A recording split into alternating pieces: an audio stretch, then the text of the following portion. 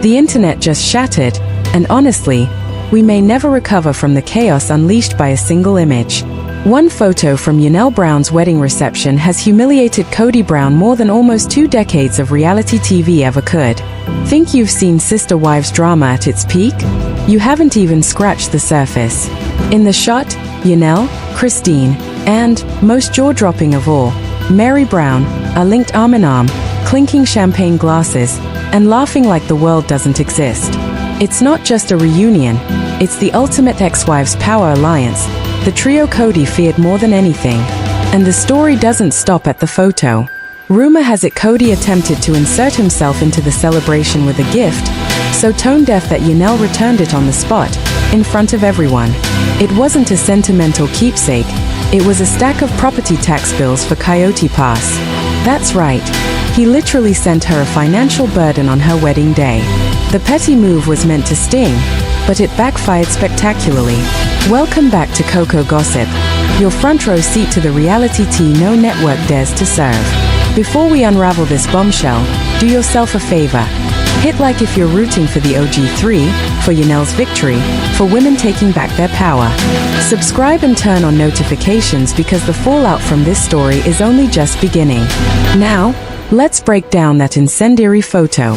For years, Kody built a carefully curated world of division. Mary isolated, Christine and Janelle kept at arm's length, all to maintain himself as the gravitational center of his little polygamous universe. But this image? It's the nightmare he always feared. The women are united, unstoppable, and utterly unconcerned with his presence. Janelle, radiant and liberated, is living her truth. Christine, proud and triumphant, is the architect of her own exit. And Mary, historically the one Kody thought he could control, is shoulder to shoulder with them. Seeing her there is more than a photo op. It's a declaration. The walls Kody built to keep them apart are gone. Their shared stories expose the truth, and the real enemy has always been the man in the middle. The insiders are buzzing. Mary didn't just attend, she was a centerpiece of the celebration. Gone were the drab outfits Kody criticized. She glowed with self-assurance, matching Janelle and Christine stride for stride. Champagne in hand, laughter filling the air, it was a quiet, gleeful rebellion against years of religious rules, manipulation, and performance. The trio's joy wasn't just visible, it was defiant. They were laughing at what they endured, at the absurdity of the past, and for Kody, that laugh must feel like a dagger. Then came the gift. A courier rolled up with a package clearly labeled from Kody and Robin. The audacity to intrude, uninvited, into a day meant entirely for Janelle's happiness. Whispers ran through the room. Was it sentimental? A keepsake? A peace offering? No. Inside was a stack of tax paperwork, a literal reminder of old debts. He thought it would ruin the day, but the new Janelle isn't that woman anymore. She didn't cry. She didn't flinch. She laughed, closed the box, handed it back, and with a line fans are already repeating, said, "Return to sender. Not at this address anymore." Emotional freedom, financial independence, personal boundaries, delivered in one perfect act of defiance. Meanwhile, the ex-wives alliance was in full effect. Christine and Mary stood guard. Kody's old tactics of divide and conquer? Dead. Mess with one, you mess with all three. The package that was meant to humiliate became a rallying point, uniting the room and strengthening the bond Kody tried so desperately to destroy. Mary's role escalated when she took the mic known for her restraint. She delivered a toast that left jaws on the floor. She recounted the shared struggles, the constant attempts to fix the unfixable, before landing the coup de grace. A car metaphor comparing Kody to a lemon, a clunker, a liability. The crowd erupted. Kody, of course, was furious, threatening legal action for defamation. A joke, a metaphor, a truth wrapped in humor, and suddenly the patriarch was floundering. Then there was Robin. Attempting a victim narrative, she tried sending an emotional message to Janelle, only to find herself blocked. The subtlety of Janelle's indifference spoke louder than any words could. Robin's manipulations were ignored, Kody's anger rendered irrelevant. On the wedding floor, the Trinity, Janelle, Christine, Mary, laughed, danced, and reclaimed their story. Meanwhile, Kody stewed, Robin schemed, and the past 2 decades of manipulation crumbled. The wedding concluded with a symbolic moment. The 3 women formed a circle on the dance floor, laughing, singing, celebrating each other. For decades, Kody was the center of their lives. Now, they were the center, and he wasn't needed. Their circle was complete, independent, unbreakable, a spiritual and literal closing of the loop, a triumphant declaration of freedom. The impact is seismic. TLC is watching. The audience is responding. The ratings prove it. The women, not Kody, are the future. The wedding, the toast, the return tax bill, all signs of a franchise in transformation. Kody's lawsuit threats, Robin's victim narrative, the past patriarchal control, it's all crumbling. The era of sister wives is over. The era of the sisterhood has begun. This isn't just a wedding story. It's a narrative revolution. 3 women, united, taking back their story, their joy, their lives. Kody tried to insert himself into a day that wasn't his, and they showed him the door with elegance, wit, and power. They laughed, they danced, they conquered. And the internet didn't just break, it celebrated what we've been waiting 18 years to see. The bad guy loses, the good women win, and they throw a party to mark the victory. So, what's next? Legal threats, social media storms, a potential spin-off, all of it fuels the new era. The photo of the Forbidden Trinity, the returned debt, the clunker toast, the blocked texts, they aren't just moments, they are statements. The story has shifted, the power has shifted, and the women are thriving in a world Kody can no longer control. Keep your eyes on the horizon. The Trinity is unstoppable, boundaries are ironclad, and the era of fear is officially over. If a box of debt arrives at your wedding, remember Janelle Brown, return to sender. Stay petty, stay fabulous. Because sometimes, liberation comes wrapped in champagne, laughter, and the perfect dose of justice. The internet has officially shattered, and honestly, we might never recover from the chaos unleashed by one single image. A photo from Janelle Brown's wedding reception has struck harder at Kody Brown's ego than nearly 20 years of reality TV ever could. Think you've seen sister wives drama at its peak? You haven't even scratched the surface. In the shot, Janelle, Christine, and, most jaw-dropping, Mary Brown are linked arm in arm, champagne glasses raised, laughter erupting like a storm. This isn't just a snapshot. It's the formation of a power trio Kody could never control, a visual of the ultimate ex-wives alliance that leaves him completely irrelevant. The man who spent years orchestrating division now stands outside, powerless. For years, Kody thrived on keeping them apart. Mary isolated, Christine and Janelle kept at a distance, and he could remain the center of gravity in a world carefully built around him. He relied on friction, on control, on their lack of unity. But this photo, it's the manifestation of everything he feared. The women are aligned, unbothered, liberated, and untouchable. Janelle glows with the freedom she has fought for, finally unchained from spiritual and emotional suppression. Christine beams, the pioneer of her own path, a woman proud of reclaiming her life. And Mary, the one Kody always assumed he could manipulate, stands shoulder to shoulder with them. Seeing her there isn't just a surprise, it's a declaration. The walls Kody built have crumbled, the truth of shared experience is revealed, and the real villain in their story has always been him. The energy captured in this photo is electrifying. Forget the staged living room tensions we've been fed for years. Forget the forced smiles, the divided couches, the heavy-handed dialogue about loyalty and hierarchy. Here, there is laughter, there is joy, there is triumph. 3 women, wealthy in confidence, financial independence, and life experience, finally living for themselves. The champagne isn't just a drink, it's a toast to liberation, to unity, and to the absurdity of a world that tried to hold them down. The symbolism cannot be overstated. For years, religious rules and polygamous pressure dictated every move. The casual clinking of glasses, the shared laughter, is a middle finger to the past. It's a bold statement. We are happy. We are free. We exist without your approval, Kody. Mary's presence shifts the entire game. Historically seen as the wild card, the woman Kody thought he could control, she has now chosen her side. Arm in arm with Janelle and Christine, she confirms that the manipulations and lies have been exposed. They have compared notes, shared stories, and realized the truth. The villain was never each other. It was the man at the center of their lives.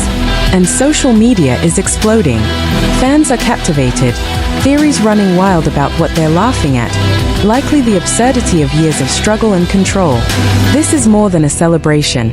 It's a visual, undeniable declaration that the trio has reclaimed power, joy, and autonomy. For Kody, this must be unbearable. He thrives on relevance, even negative. But here, he is invisible.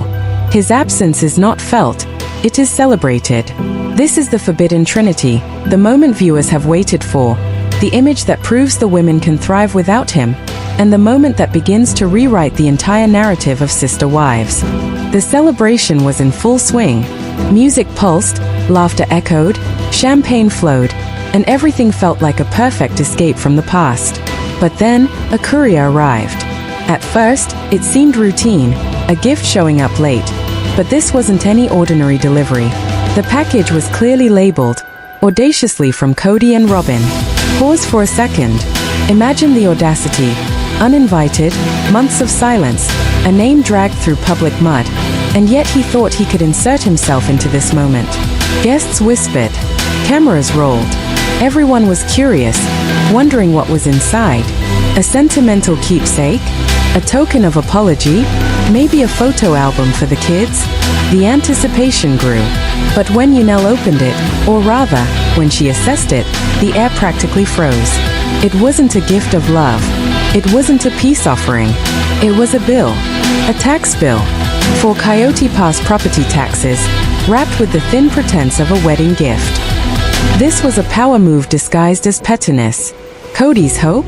To remind Janelle that she was still entangled with him financially, to ruin a day meant for her happiness.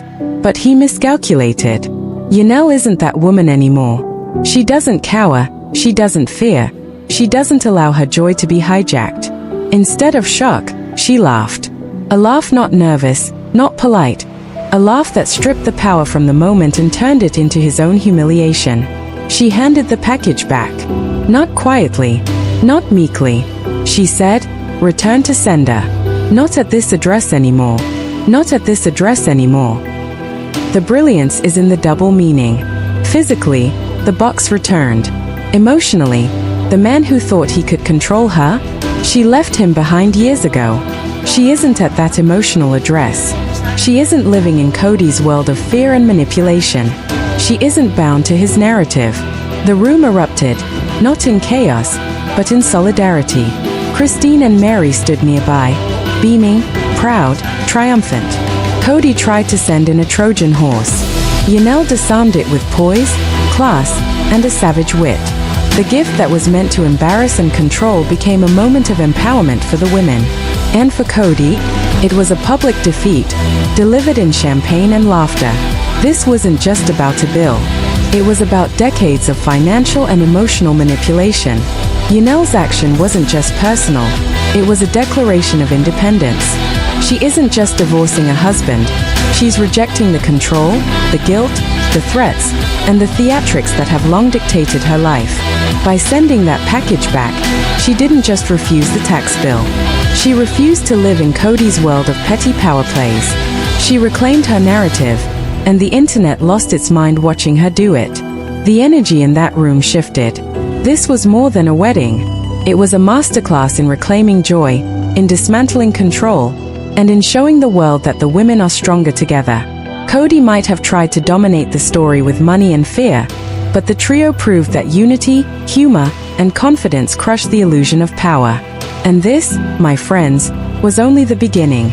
The return of that package set the tone for the night, one of liberation, triumph, and the first clear evidence that the Ex-Wives Club isn't just a nickname.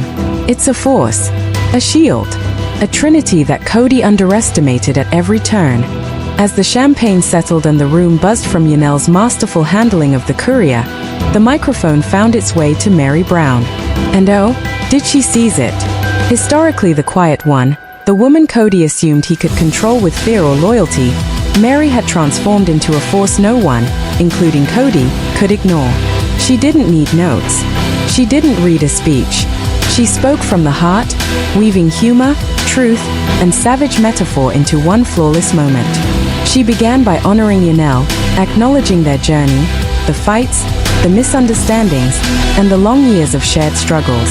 But then, the tone shifted. The energy in the room changed. Mary looked out at the audience, then at Janelle, and delivered a line that instantly went viral. "We spent years driving a clunker. We kept hoping the engine would start, praying the AC would work, trusting the driver would get us there. But sometimes, you have to admit the transmission is shot, and the driver is incompetent." The room erupted. Laughter, cheers, applause. Every single person in that space understood the target, even without naming him. Kody, the man who thrived on controlling the narrative, suddenly realized he had been called out with surgical precision. Mary's metaphor wasn't just a joke, it was poetic justice. She framed years of frustration, manipulation, and control into one unforgettable line, validating everything viewers have suspected about him for decades. And she didn't stop there. She raised her glass and declared, "Cheers to trading the headache for the honeymoon." Another hit, light, witty, and devastatingly accurate. The clunker metaphor had officially cemented the end of the Kody Brown era in that room. Meanwhile, in the digital shadows, Robin was trying to weave her narrative. That morning, she had sent a lengthy, emotional text to Janelle, full of self-pity and passive aggression. "Thinking of you on this big day. Hope you find peace," it read. But Janelle had blocked her months ago. The text never landed. It bounced into oblivion. The rejection was silent but absolute. Robin couldn't manipulate the moment, couldn't inject guilt, couldn't remind anyone that Kody was still on her side. The contrast couldn't have been starker. On the dance floor, the Trinity laughed, clinked glasses, and celebrated freedom. Meanwhile, Kody fumed over bills, toasts, and potential legal action, while Robin stewed in blocked messages and indignation. One side alive, radiant, unstoppable. The other side bitter, irrelevant, and ignored. And yes, Kody's legal threats began almost immediately. He allegedly contacted lawyers, threatening defamation claims over Mary's toast, arguing that calling him a clunker or implying incompetence was damaging. The audacity is staggering. A man who spent decades publicly attacking and belittling his wives now claims offense when humor exposes his failures. But the truth is the ultimate defense. Mary didn't lie. She spoke her lived experience. Kody's threats were noise, powerless against the unity, wit, and confidence of the women. This toast wasn't just entertainment, it was a turning point. It dismantled control, nullified manipulation, and exposed Kody for what he truly is: small, petty, and desperate to cling to relevance. Mary's courage energized Janelle and Christine, solidifying the bond that Kody spent years trying to fracture. He may have wielded money, fear, and manipulation, but the trinity of women wielded truth, humor, and solidarity. By the end of the night, the message was undeniable. Kody is no longer the center. The power, the joy, the story, all of it belongs to the women. They have reclaimed their narrative, and the world saw it unfold in real time.